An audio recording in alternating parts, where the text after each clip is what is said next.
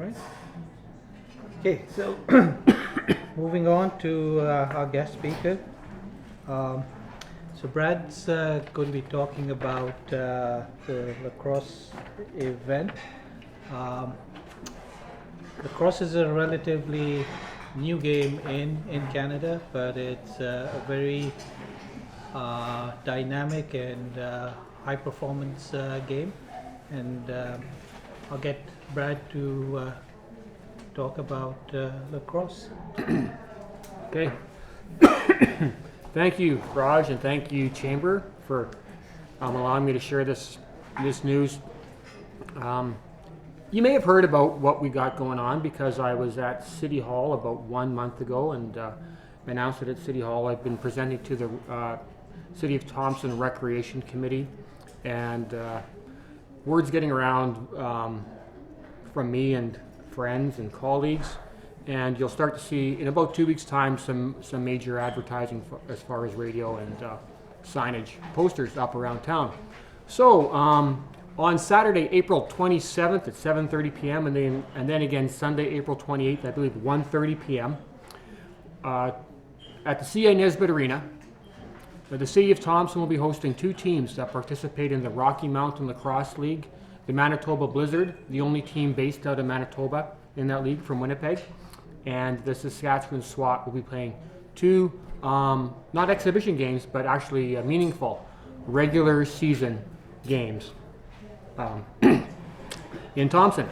So we're very grateful to those two teams to travel up here and showcase the league, the skills, the players, the great sport that lacrosse is.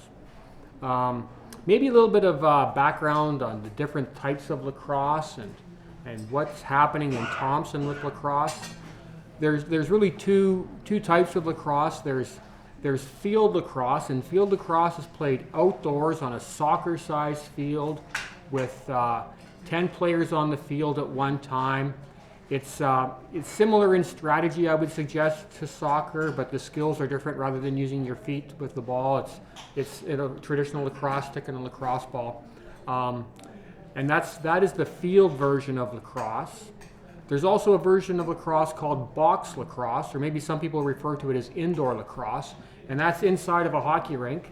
We take the ice out for everybody, and it's more like, well, some people would maybe make the common tie-in with hockey because it's 5 players and 1 goalie on the floor at one time. But I would suggest from a strategic point of view, it's more like basketball with changes on the fly. It's a very, very fast-moving, dynamic, tough, rough sport. And that's the version that the Manitoba Blizzard play. They play box lacrosse. In Thompson, we have the Thompson Lacrosse Association, which is in its second tenure in Thompson. It's been about 15 years now that we've had the Thompson Lacrosse Association. That's minor lacrosse, it's box lacrosse, as well as the seniors league for participants who want to play as well. And we also have a ladies league in Thompson for box lacrosse. So box lacrosse starts as early as age 4 and it goes right up to age 18, and then 16 or 17, and then you become a senior. At the field lacrosse level, because we had a lot of success with box lacrosse in the last decade or so, and athletes who really enjoyed the sport, they asked me if we could get going playing field lacrosse. So we did a couple of provincial championships, and we did very, very well. Although the game is entirely different, the skills of passing, catching, and running are the same. And we did well enough to be invited to participate in the Manitoba High School Field Lacrosse League. So now Artie Parker Collegiate has got a team. I think this will be our 5th or 6th year participating in the Manitoba High School Field Lacrosse League. And we've actually already begun our practices indoors. But it looks like this year we might actually get to go outdoors before we play our first game down south, which would be a tremendous advantage just from spatial concepts for our players. So that's what's happened in Thompson in the last 10 or 15 years with lacrosse. when it comes to this event, the Rocky Mountain Lacrosse League is made up of teams in Manitoba, Saskatchewan, and Alberta. And to be a player, you have to be 21 years old or younger. So it's made up of basically 17 to 21-year-olds, just like junior hockey really is from that perspective. The Manitoba Blizzard are the only team that represents Manitoba, so it is playing on the Manitoba Blizzard means you're playing the highest level of lacrosse that you can play while living in Manitoba. The Blizzard have had tremendous success over the last 5 years, losing once in the finals, winning the league championship twice, and last year losing in the semifinals, unfortunately. So the team itself has done tremendously well, and we're playing against Calgary and Edmonton and Red Deer and Regina and Saskatoon and cities like that. So it's been a really successfully run and coached program.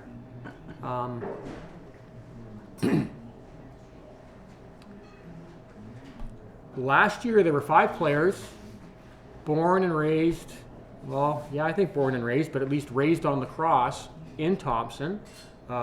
Taylor Ritchie, Evan Ritchie, William Lutz, Isaac Babulek, and David Saunders were participants last year on the Manitoba Blizzard, and it's a tremendous success. It shows what we've done properly, both at TLA and with the Artie Parker Collegiate Field Lacrosse, that we could make up 20 to 25% of that roster is a real. It demonstrates that we're producing fine athletes here as well. This year they've had their tryouts, and there's 4 Thompson kids on the team. Again, Isaac, David, William, and Evan. Taylor is too old now, so he's graduated out of the program. He was the first player from Thompson to go play on the Blizzard. And so we've got 4 kids, local kids coming back. And what a treat for these guys, because they've never had a home game. They haven't really played here in probably 8-10 years, and to get to play in front of their family and their friends, and to show, maybe what some people would consider a niche sport or something a little bit under the radar. It's a real opportunity for them, and I'm glad that we're going to be able to, showcase them and the sport that they love.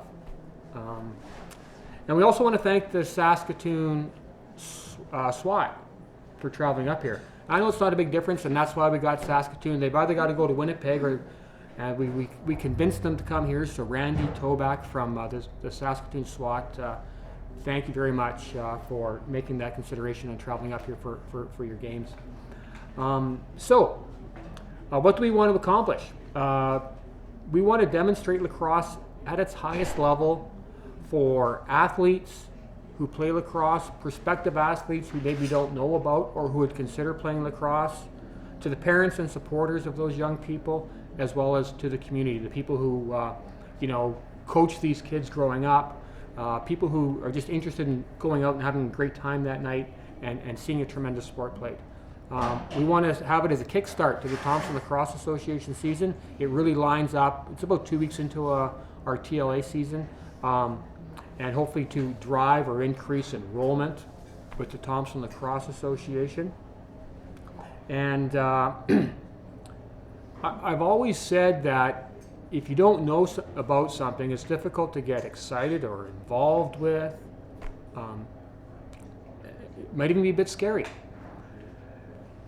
But if you see lacrosse at this level played as a young person and you like sports, you're going to fall in love with it. So that's another reason why we thought if we can bring this to the masses rather than trying to bring them there, it might open someone's eyes to how much fun, enjoyment, and exercise they can have through playing lacrosse. Additionally, upon about demonstrating lacrosse and kick-starting it for the TLA and celebrating our local athletes, we're also going to be celebrating the rich history of lacrosse in Thompson. If you've been to the Thompson Regional Community Center and you've walked down that hall, you see that there's a ringette player and there's a badminton player and there's some hockey, I think track and field, and there's a big sign that says lacrosse and a bunch of empty plaques. And that kind of fell to the wayside, and it's too bad, because prior to my involvement with Thompson Lacrosse Association, going back to the late 70s and 80s, it was a very, very popular and highly participated sport.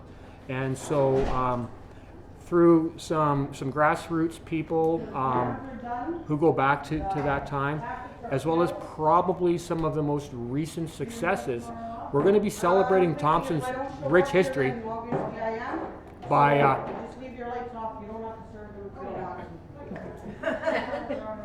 I can't compete with that, I'm sorry.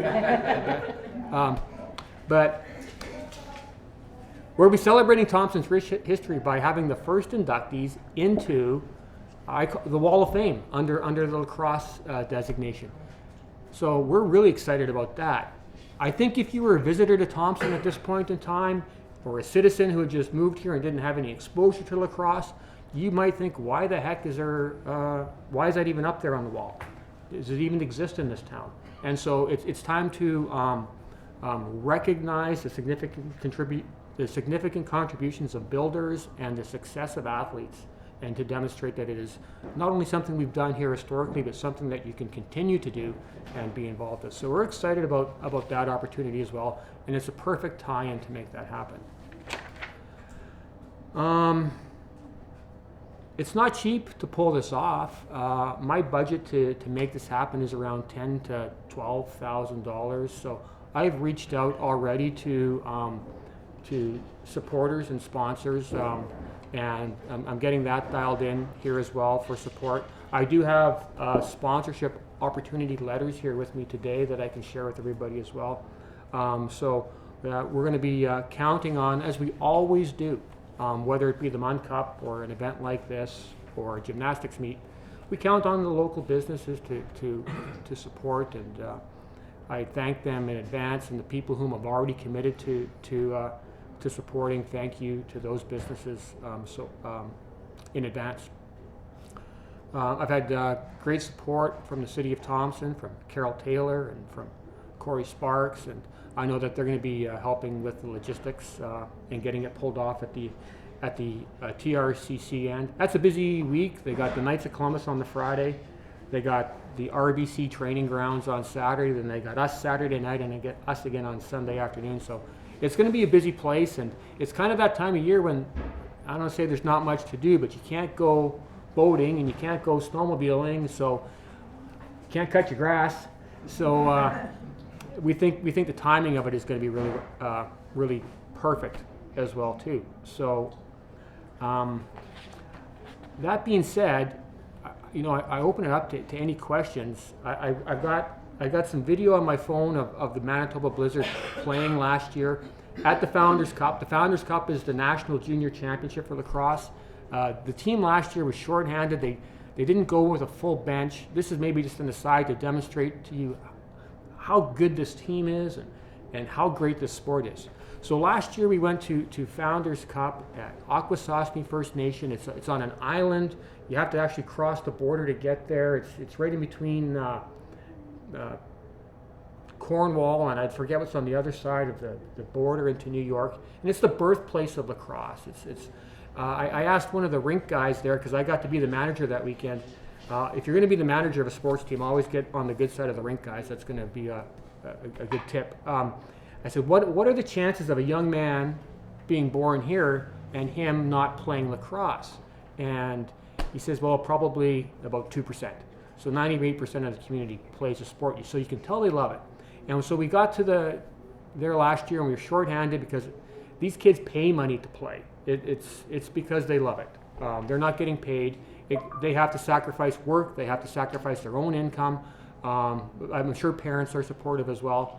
And we only had 16 players, and you can have 21 on your roster. And once you see the game played, and I hope you all come out, you can recognize, wow, can you imagine running 3/4 of a bench and trying to play this game in that heat, in these conditions with all the contact? Well, we came back and we were playing against, Seneca War Chiefs. Seneca War Chiefs are made up of anyone from First Nations descent, basically anywhere, but it's mostly Ontario, New York, Virginia. So it's an all-star team, basically, and they're always a gold medal favorite to win at nationals. And even with a short roster, the Manitoba Blizzard pushed it to overtime, scoring with 3 seconds left. And a lot of people would say it was a refereeing error that cost them the game. That was their chance to actually play in the gold medal game for the national championship last year. And as a spectator, the rink was full, and there was myself and Tara and the 2 bus drivers cheering for Manitoba, and about 800 people cheering for Seneca. And you should have heard. I think we matched them when we scored that tying goal with our volume and our intensity. But after the game, because I was very fortunate to be asked to help out and be a representative, there were a number of people from the community who came out and came to me and said, that's the toughest team they've ever seen play. That is the most impressive game that they've watched, and that's what they watched. They watched lacrosse. They wanted to just acknowledge the grit and the toughness and the skills of the Manitoba players, and they love lacrosse. So I don't think it's a stretch for people to go out of their way, but they do have to make an effort to do so. And for that acknowledgement was just really speaks to this team that you're going to get to see here play in April this year. That being said, I sure hope you can come out and please tell others. We want to fill the rink. We want 800, maybe 1,000 people there on the Saturday night to recognize, like I said, the inductees into the Wall of Fame, to recognize the young athletes who are still playing with the Manitoba Blizzard, to encourage the growth of recreational opportunities in Thompson and in northern Manitoba, and just to have a great time, because to have a sport of this caliber right here in our own backyard, it's going to be worth the 5-minute drive, everybody, to come out and watch. So, if anybody has any questions, please, fire away. Just want to shoot those dates again. April what, sorry? Saturday, April 27th, and Sunday, April 28th. 7:30 p.m. is the Saturday game. 2 questions. One, isn't lacrosse our national sport? It is summer. Yeah, there's 2 national sports. There was one for the longest time, and it was just lacrosse. But about a decade ago, they made a national summer sport, and it's lacrosse. And the national winter sport is obviously hockey. Yes. The other question is, aside from asking businesses to help sponsor, are there other things you need activities for the players, or are you billeting them, or are they staying in hotels, or what's happening? Thank you, Penny. They'll be staying in hotels. Because it's a junior program, and it's, this is one level beneath pro, basically. The coaches take it fairly seriously, and they keep a pretty tight rein on the players and stuff like that. We're looking at having an after game kind of social meet and greet thing.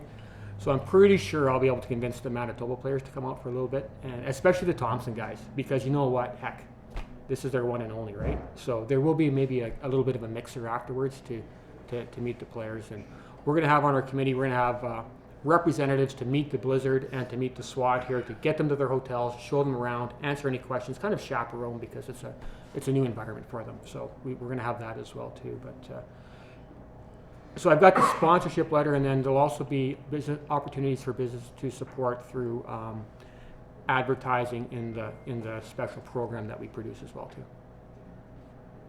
Do you know what the cost of tickets are to get in? Yeah, it's going to be $10 for an adult, which is less than a movie, am I right? And $5 for, 14 and under. I'm sorry? Oh yeah. There's a beer gardens there, so we thought about getting a section of the rink. That was my vision, but they say it's extra complicated. So just like at the North Star games, we'll have a beer gardens in the Mary Fensky boardroom, and I'm pretty sure that the curling rink has agreed to stay open that night as well too. Paula was also asking, how is the game set up? It's 3 20-minute periods. The periods tend to go quicker than a traditional hockey period because you don't have offsides, you don't have icing, so there's fewer stoppages of play where they have to drop the ball. It's more of a just go type of game. So you don't want to miss any of it because it keeps on happening quickly. And I think the intermissions are slightly shorter. Obviously, we don't have to flood the ice. So I think they go about 14 minutes in between periods is what happens. So And for Thompson Lacrosse Association and for R.D. Parker Collegiate Lacrosse, it's not a boys-only sport. It's made up of young ladies as well. Currently on our R.D. Parker Collegiate team, we have 2 young ladies playing. This will be one girl her 3rd year and the other girl her 2nd year. And so we play in a boys' league, but they've got the skills and the toughness and the commitment to participate quite well. So yeah, it's not only for boys, it's for girls as well. And we've also got the ladies' league for mature girls. Okay, any? Senior league going as well? Yeah, so the senior league is I never go because I'm always coaching the other teams, but I believe in the past they've always gone Tuesdays and Thursday evenings at the Gordon Beard Arena. And the gentleman responsible for that is Mr. Mike Krantz from RBC.